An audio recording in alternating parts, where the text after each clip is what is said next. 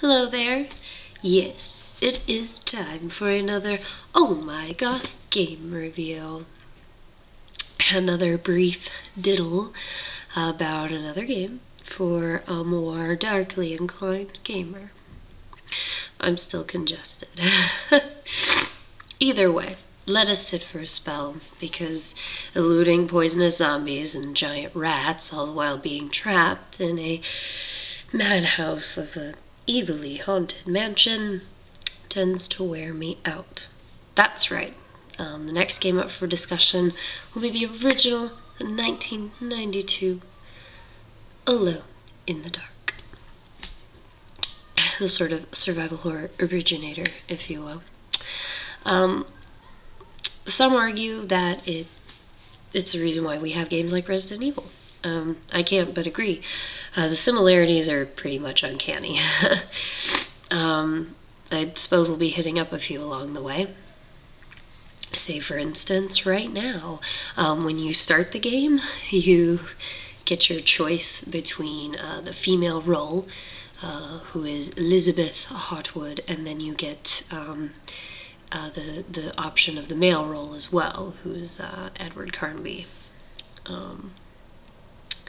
I went with Emily mainly because she's actually related to the mansion's previous owner, who, well, he kind of offed himself.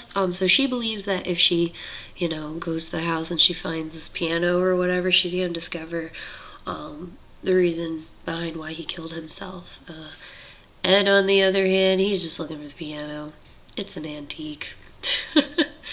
So yeah. Why'd the guy kill himself? Why the suicide? Well,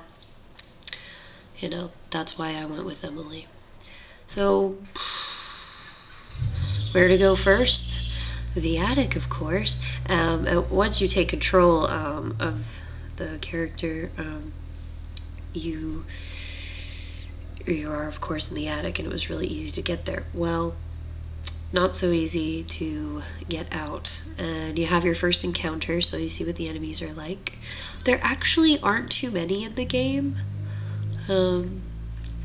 but if you remember playing Resident Evil and the first time the dogs broke through the windows and how you screamed like a whiny little girl, okay, well then you're more than prepared for the scares in this game, because they're kind of the same. But hey, mimicry is flattery, so bully for you, Alone in the Dark.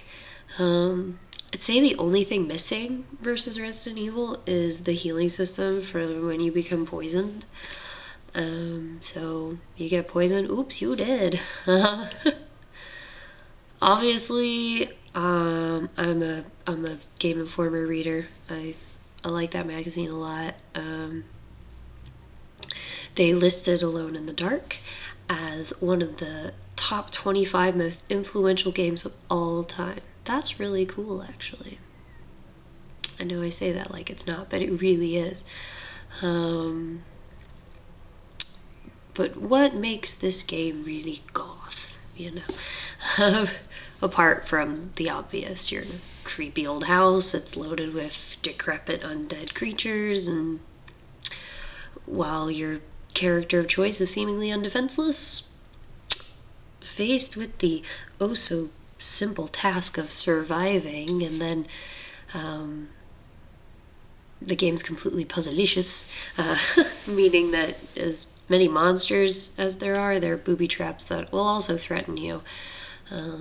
So apart from all that, I mean, just the look of the game, it kind of has this vaguely Poe-ish kind of Lovecraftian thing. Even before I played the game, I'm like, this looks like Lovecraft. So it already has that disposition. And in the mansion's library, this is really cool. In the mansion's library in the game, there are actually works by both authors present there. So that gets a bat just for spooky, awesome detailing right there.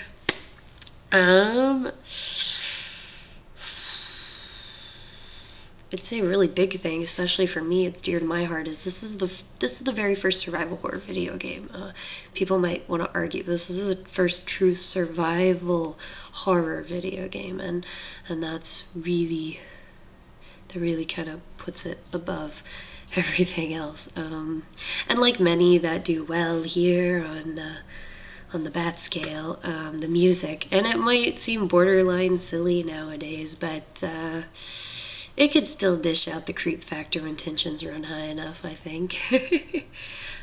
There's no real problem with the light in the game. I know that it's called Alone in the Dark, but even so, what goth wouldn't want to be alone in the dark? But regardless, I promise this isn't going to be the outcome every time I talk about a game, but Alone in the Dark is what it is, and it deserves what it deserves, so 5 out of 5 bats. I'm not just being lenient. This is one of my favorites, and I'm not being biased. It just is what it is. Quotacious alert. And I know this is from the stupid movie, which is so far from being based off of this version of the game, but try this out for some cheese. The quote is supposedly said by Edward Carnby, and I was so offended by the look of the movie. I haven't actually seen it, so don't tell me to watch it, because I won't. When you are alone in the dark, fear is what protects you. Or fear protects you, or I don't know. Either way, try it out for some cheese. I guess I'll see you next time. Well, at least I hope so. As my husband is pulling a worky double, and due to a stupid power outage, I have only daylight now through my window, and that will soon be gone. So I too will find myself alone and in the dark. So, till next time.